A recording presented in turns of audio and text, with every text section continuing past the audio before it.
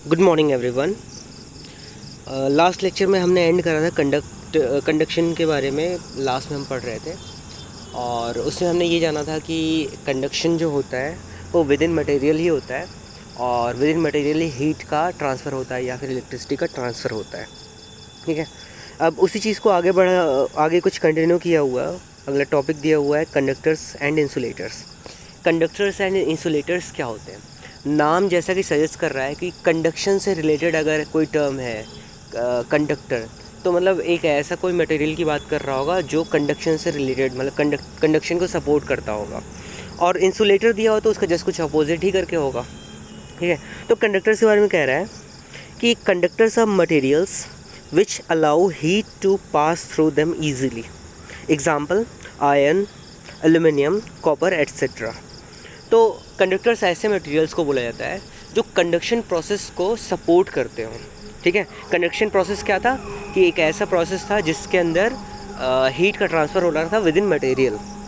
ठीक है, हीट का भी ट्रांसफ़र हो सकता है या फिर इलेक्ट्रिसिटी का भी ट्रांसफ़र हो सकता है। ठीक है, तो इसका और भी बहुत कई सारा आप एग्जांपल दे सकते हो आयरन, एल्युमिनियम, कॉपर के अलावा। एक सबसे बड़े एग्जांपल हो सकता है silver and gold. Silver and gold को हम फिर भी कंडक्टर्स में इसलिए नहीं रखते हैं क्योंकि ये बहुत ही ज़्यादा एक्सपेंसिव है, तो एज ए कंडक्टर हम इन मटेरियल्स को नहीं यूज़ करते क्योंकि ये इतना ज़्यादा एक्सपेंसिव है कि उसकी जगह पे हम कोई रिलेटिवली ज़्यादा चीपर मटेरियल हम यूज़ कर सकते हैं जो वो उतना उस लेवल का तो कंडक्टिविटी नहीं दे पाएगा, लेकिन ठीक है काम चलाओ कंडक्टिविटी दे पाएगा। ठीक है, आगे कह रहा है कि इंसुलेटर्स के बारे में। Insulators are materials which do not allow heat to pass through them easily. जहाँ पे हीट है वहाँ पे इलेक्ट्रिसिटी को भी आप इंक्लूड कर सकते हो। ठीक है, अगर इस बुक में नहीं दिया हो तो स्टिल आपको ये एक नॉलेज होना चाहिए। कोई मटेरियल कंडक्टर तभी कहलाता है जब वो हीट को और इलेक्ट्रिसिटी को पास होने देता अपने थ्रू, और कोई मटेरियल जो अपने थ्रू हीट या इलेक्ट्रिसिटी को पास होने नहीं देता है, ऐसे मटेरियल्स को इंसुलेटर्स बोलते हैं। उसका एग्जांपल है would, plastic, glass, rubber, air, water etcetera. अच्छा, कैसे बोलते हैं कि कोई भी मटेरियल कंडक्टर है या इंसुलेटर है? जैसे एक ऐसा मटेरियल है जिसके थ्रू कंडक्शन हो रहा है, इसका मतलब ये हुआ कि अगर आपने उसके एक एंड पे आग लगाया या एक एंड पे आपने हीट उसको प्रोवाइड किया, तो कुछ देर के बाद वो पूरा का पूरा heat with in material flow करने लगता है और वो हीट जिस एंड पे आपने पकड़ा हुआ है उस एंड पे भी पहुंचेगा और वो एंड ऑफ द जो आपका जिस तरफ आपने पकड़ा हुआ था उस तरफ थोड़ा सा आपको गर्मी का या हीट आपको महसूस होगा रिलेटिवली, जो पहले की कंपैरिजन में ज़्यादा गर्म हो चुका होगा वो मटेरियल। ठीक है, तो इससे ये चीज़ तो क्लियर है कि जो कंडक्टर्स होते हैं उनमें हीट वगैरह वो पास कर रहा होता है और इंसुलेटर्स में हीट पास नहीं हो पाता है। यही रीज़न है कि जो भी आपके घरों में यूटेंसिल्स होते हैं उसका जो पकड़ने वाला होता है हैंडल, वो खास करके या तो वुडन होगा या फिर प्लास्टिक का होगा। ठीक है, वुड का या प्लास्टिक का क्यों यूज़ करते हैं उसके पीछे भी, वुड या प्लास्टिक में कौन सा ज़्यादा प्रेफर करना चाहिए वो भी एक अनदर डिस्कशन है। ठीक है, उस बारे में अभी हम डिस्कस नहीं करेंगे। अभी तो बस इसी टॉपिक को हम कवर करने की कोशिश करेंगे और जितना अच्छे से समझने की कोशिश कर सकते हो उतना बढ़िया। ठीक है, तो ये देखो, ये जो फ़ोटो दिया हुआ नीचे लेफ़्ट साइड में कंडक्टर्स में ऐसे ही मटेरियल्स का नाम दिया जो एग्जांपल में नहीं दिया हुआ था, जो मैंने भी नहीं दिया, जैसे कास्ट आयरन और एल्युमिनियम तो दिया ही हुआ था, ब्रास दिया हुआ है, ब्रॉन्ज दिया हुआ है, metal, sludge and steel, copper.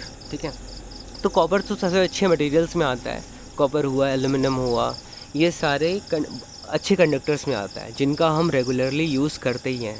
Wire में यूज़ कर लेते हैं या जो हाई टेंशन लाइंस होते हैं जो आपके घरों के आसपास जो बड़े बड़े टावर लगे होते हैं उसमें जो उसके थ्रू जो वो बिजली के मोटे मोटे वायर्स गए हुए रहते हैं, तो उसमें एल्युमिनियम का भी यूज़ हो सकता है।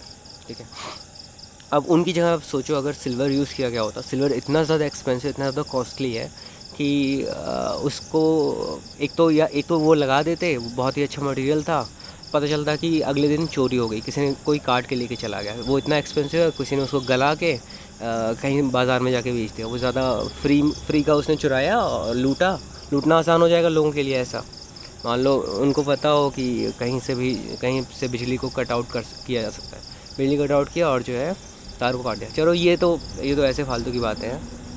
ठीक है, वैसे आपको याद रखना है इंसुलेटर्स के भी बहुत सारे एग्जांपल्स हैं। ये सारे के सारे एग्जांपल्स आप एक काम ये एक्टिविटी में कर सकते हो कि जो भी आपको इनके अलावा एक्स्ट्रा जो आपको पता हो या आप खोज सकते हो, इनके अलावा कंडक्टर्स कौन से हो सकते हैं, इंसुलेटर्स कौन से हो सकते हैं, ठीक है। ऐसे भी मटेरियल्स होते हैं जो इन बिटवीन होते हैं, तो उनके बारे में भी वो तो हम आगे आने वाली क्लासेस में पढ़ेंगे। बाकी आगे बढ़ते हैं। कन्वेक्शन, ये सेकंड मोड ऑफ ट्रांसफॉर्मेशन या ट्रांसफ़र ऑफ हीट है। इसमें क्या होता है, convection is the process by which heat is transferred in liquids and gases from the hotter part two the cooler part. Conduction में क्या था, कंडक्शन में एक ये विद इन मटेरियल था, ठीक है, और इसमें वो खास करके सॉलिड्स में हो रहा था। यहाँ पे क्या, यहाँ ये जो कन्वेक्शन प्रोसेस है वो लिक्विड्स में और गैसेस में हो रहा है। और ये कैसे हो रहा है, इसका हीट ट्रांसफ़र हॉटर पार्ट से कोल्डर पार्ट में जा रहा है। ये तो कंडक्शन में भी हो रहा था कि हॉटर पार्ट से कोल्डर पार्ट में आता है। तो एक ये कॉमन चीज़ तो आपको हमेशा याद रखना है कि जो भी हीट होगा वो हमेशा ही जो जहाँ पे हीट का कंसंट्रेशन ज़्यादा होगा या जहाँ पे हीट बहुत ज़्यादा अमाउंट में होगा, वहाँ से जहाँ पे हीट कम होगा उस तरफ को ट्रांसफ़र करने की कोशिश करता है, या फिर अपना डायरेक्शन उधर ही करने की कोशिश करता है, उधर मूव करने की कोशिश करता है, ऐसा भी बोल सकते हैं, ठीक है। हमेशा ही कोल्डर प्लेस से हॉटर प्लेस से कोल्डर प्लेस पे जाने की कोशिश करता है, कोई भी हॉट मटेरियल हुआ या जो भी, यहाँ तक कि एयर भी, ठीक है। और एक दूसरी चीज़ याद रखना है आपको कि जो हैवियर मटेरियल्स होते हैं या हैवियर एयर है वो हमेशा नीचे की ओर होगा और जो लाइटर एयर होगा वो ऊपर की तरफ होगा। तो जब हैवियर एयर अपनी जगह से हट जाता है तो उस जगह को फिल करने के लिए हमेशा ही लाइटर एयर आके उसको फिल करता है, ठीक है। तो ये कुछ कंसेप्ट्स हैं, ये आपको हमेशा याद रखना है कि हीट जो है वो हमेशा ही हॉटर बॉडी से जो कोल्डर बॉडी होता है उधर ही ट्रांसफ़र करने की कोशिश करता है, ठीक है। या फिर ऐसे कह सकते हैं हॉटर एरिया से हॉटर रीजन से कोल्डर रीजन में ट्रैवल करने की कोशिश करता है। ऐसे करके इनका ट्रांसफ़र होता है हीट का, ठीक है। तो ये चीज़ आपको हमेशा याद रखना होगा। इस पर एक एक्टिविटी दिया हुआ है, एक्टिविटी बहुत ही ईजी है, इससे आपको कन्वेक्शन समझ में भी आएगा, बहुत ही ज़्यादा क्लियरली समझ में आ जाएगा। इसमें कह रहा है कि take some water in a round bottom flask. Round bottom flask आपको लैब्स में मिलते हैं। ये पूरा का पूरा कांच का मटेरियल होता है, और चूँकि जैसे कि ये बोल रहा है कि राउंड बॉटम मतलब ऐसा ये होता है, ऐसे कांच का ग्लास होता है, ये मतलब यूटेंसिल होता है कांच का, जो खास करके बोरोसिल का वैसे बना होता है।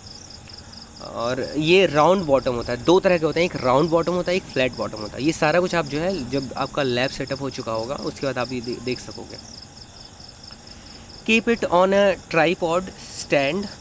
ट्राईपॉड स्टैंड मतलब आपने वो देखा होगा जिस ट्राईपॉड के ही ऊपर कैमरा वगैरह भी लोग रख के जो है फ़ोटोशूट वगैरह करते हैं या रिकॉर्डिंग वगैरह करते हैं। तो ट्राईपॉड एक तरीके का स्टैंड है जो आप इसमें ये फिगर में देख सकते हो, ठीक है। Put a crystal of potassium permanganate in it. Potassium permanganate का जो फार्मूला होता है वो ऐसे आपको बता दे रहा हूँ, कैपिटल के, कैपिटल एम, स्मॉल एन और कैपिटल ओ, और उसके नीचे 4 होता है। और यहाँ पे थोड़ा सा मिस कर गया मैं फिर से लिख देता हूँ। कैपिटल के ये कैपिटल में होगा, capital M, small N, M के साथ में एन होता है, ओ उसके साथ 4 नीचे होता है। तो इसको पोटेशियम परमैंगनेट बोला जाता है, ठीक है। Heat it with a burner.